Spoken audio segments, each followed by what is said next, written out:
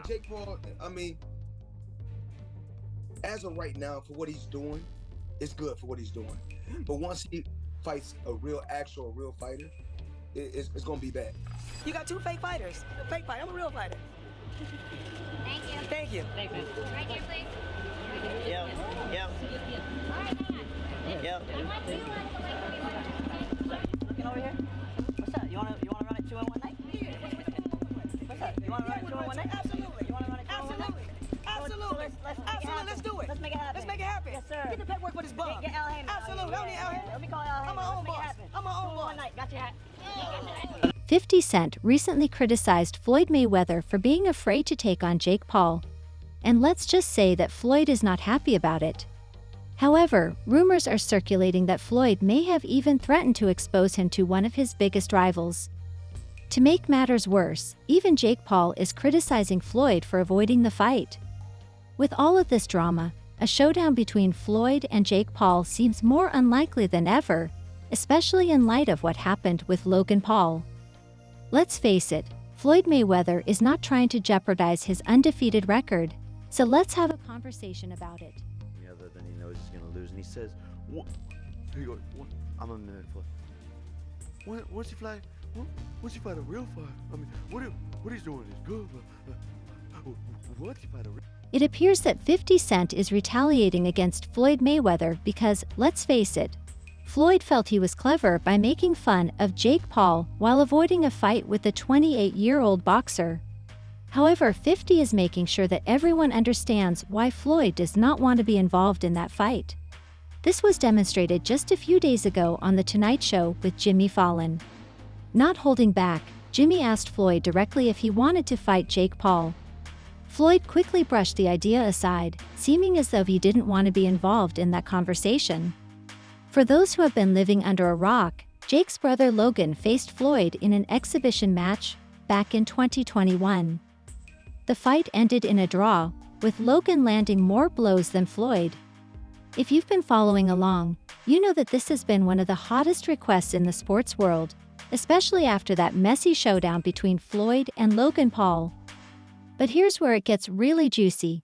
Ever since that moment, Jake and Floyd have been engaged in a verbal sparring match, seizing every opportunity to defend each other. And trust me, it's only getting messier. Although it was clear to many that Floyd Mayweather had undervalued Logan due to his age, the match resulted in an inevitable tie. And that wasn't even the reason for the true rift that night.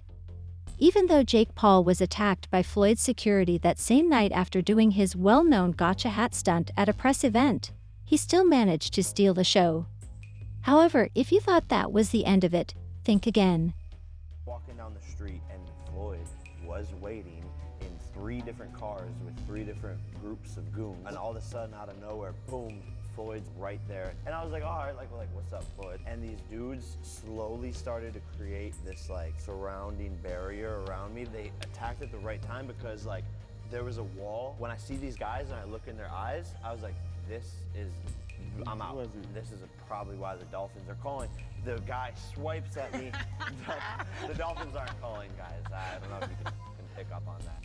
As Jake was casually exiting an NBA game in 2023, Floyd Mayweather and his whole entourage unexpectedly appeared on him. And we're not just talking about a few dudes. When the idea of fighting Jake Paul first surfaced in 2021, Floyd attempted to give the impression that he was genuinely considering it. Jake claims that about 40 men surrounded him and taunted him about the hat incident. Floyd never allowed that disrespect to go unpunished, and Jake never forgot the humiliation ever since, as Jake has been calling for a fight determined to end this in the ring once and for all. And wrote, "This year, I'll concentrate on several exhibitions. I'll have an exhibition in Tokyo, Japan again, of course, with Logan Paul and myself. If Jake Paul can defeat his next opponent, Ben Askren, I'll have an exhibition with him as well." If you needed evidence that Floyd was merely acting tough, here it is. Jake Paul defeated Ben Askren in less than 2 minutes, but instead of stepping up, Floyd gave him yet another condition. He would only fight if Jake dropped down to his weight of 160 pounds, ca. 73 kilograms.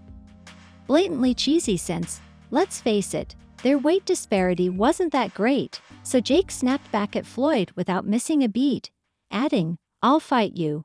And you know that would be one of the biggest fights to make in boxing." Jake continued, "I weigh 175, and you weigh 165.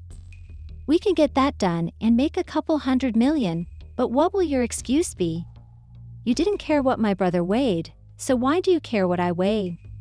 Oh, because you know what's going to happen to Jake. It was clear that Floyd was just making excuses to avoid the fight because he was getting older and had been retired for years. But the truth is that Floyd and Logan Paul were never the same weight, but Floyd still entered the ring with him. Let's face it, the fight did not go as Floyd had hoped. In fact, according to Logan, their 221 exhibition match left Floyd unhappy with the result, because it was the only fight in Floyd's career that didn't officially count as a victory for him. Here's what Logan had to say about Floyd's avoidance of a rematch. It's because when he fought me, even as like an amateur boxer, Yeah, you were like 2 years in. 2 or 3 years in, landed way too many shots and he wasn't able to knock me out. Yeah. Floyd that night was like, weight matters. And so now his rule is you gotta be his weight. Yeah, 160. He said that I was holding him all night. Hold me the whole night. I vividly remember Floyd going, on June 6th, I guarantee I'm gonna knock him out. June 6th, you will get knocked out. Your shoes untied. Your shoes untied. Second round, he's sitting in the corner, huffing and puffing. It's hard to hit him with a jab. Nevertheless, this Floyd is the same Floyd who claimed on Jimmy Fallon's Tonight Show that he would have an easy battle with Jake Paul. Easy. Easy. Too easy. It's too easy. Too easy. At 48, too easy. When Jimmy brought up Jake Paul's recent victory over Mike Tyson, Floyd simply laughed it off, as if it didn't matter. Let's face it, this isn't the first time Floyd has made fun of Jake for picking opponents who aren't his age or weight class. In fact, Floyd went so far as to call the entire match scripted and question Jake's opponent selection. Keep in mind that this fight broke viewership records, garnering over 48 million views. But Floyd wasn't impressed at all and dismissed it outright, telling Jimmy Fallon, For free, you can have millions and millions and millions, hundreds of millions of views. Yeah. But when you're watching Floyd Mayweather, you have to pay. It's real. So, I mean, I do pay-per-view. I did pay-per-view numbers. Yeah.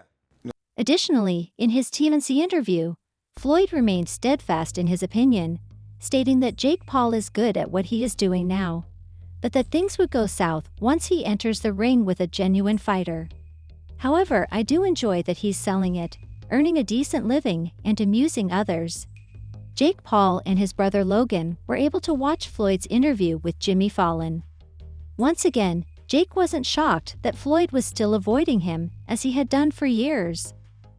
Throws out the same challenge step in the ring with me, but according to Jake, Floyd kept making excuses not to sign a contract because Jake wasn't 160 pounds, 73 kilograms, and let's be honest, Floyd's constant ducking while still throwing shade wasn't sitting well with Jake. So he took to X and let Floyd have it, publicly calling him a bum before boldly asserting that it would take less than 2 rounds to knock him out. "You bum, they gave you a black eye in front of 4,000 people, day," he said. "Even if I knocked you out in 2 rounds, you couldn't." Sniff Mike Tyson's toe. Now let's go back to when Jake pulled his famous gotcha hat trick on Floyd in a now-deleted post. 50 Cent couldn't help but make fun of Floyd by posting a screenshot of his furious reaction with the caption, "WTF going on with Champ's head? I heard he had his pubic hair put on his face." With all the drama between Floyd and Jake, fans couldn't help but go back to the time when Floyd and 50 were also challenging each other to a fight, even though 50 was never in Floyd's weight class. Before taking on Floyd, 50 wasn't going to give him a pass. According to 50, Floyd couldn't read, so he threw out his requirement that Floyd read aloud from Harry Potter or any other book he wanted. Floyd may have just proven 50 correct again, because during his interview with Jimmy Fallon, fans couldn't help but notice how Floyd had trouble pronouncing the names of his own products. Thanks. and a website is on my social media page.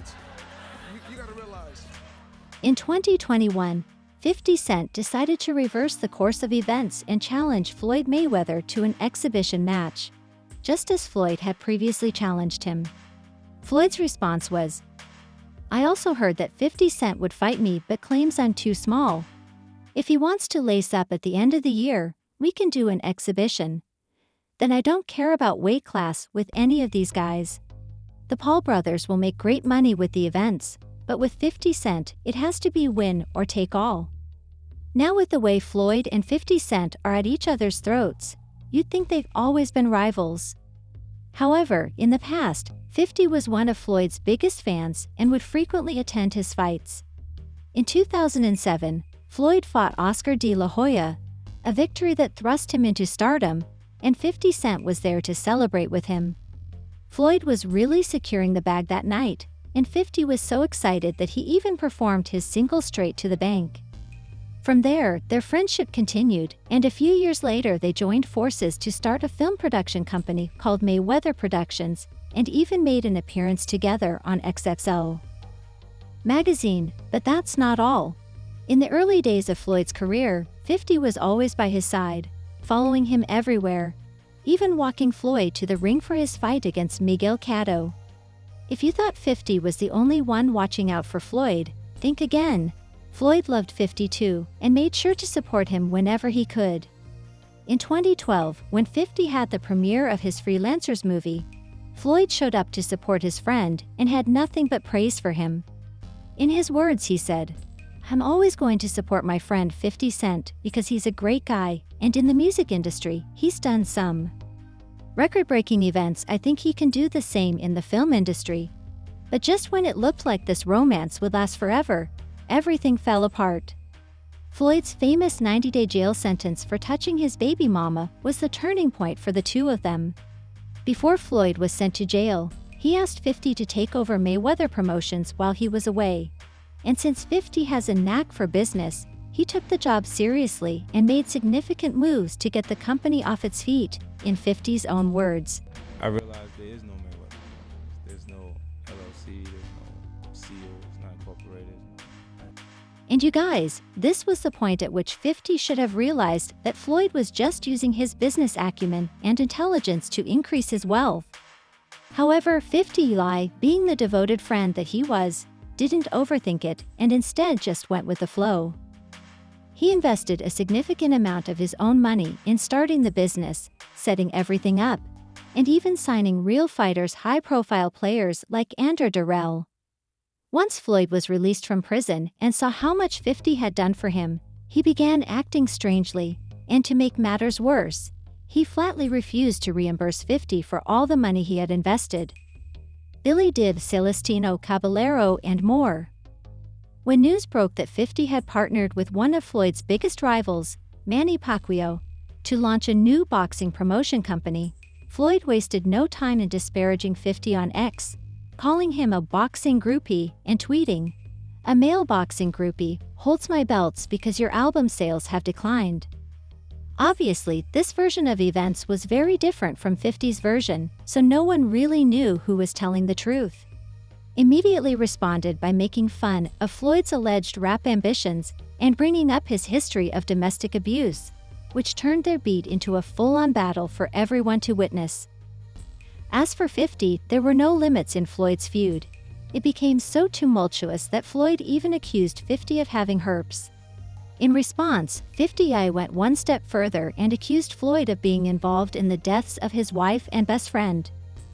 With all that tumultuous drama between them, it's not surprising that 50 was living for the moment. Although he appeared to be among the happiest individuals watching it all unfold, Jake Paul treated Floyd disrespectfully. Of course, 50 wasted no time in adding to the drama by making fun of Floyd and claiming that Floyd was avoiding the fight with Jake because he was just a little man who couldn't read.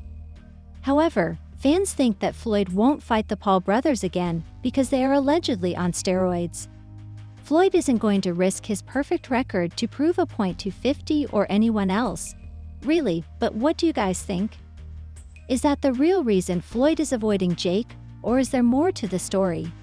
Leave your comments below, and be sure to check back for more slick celebrity rumors like this one.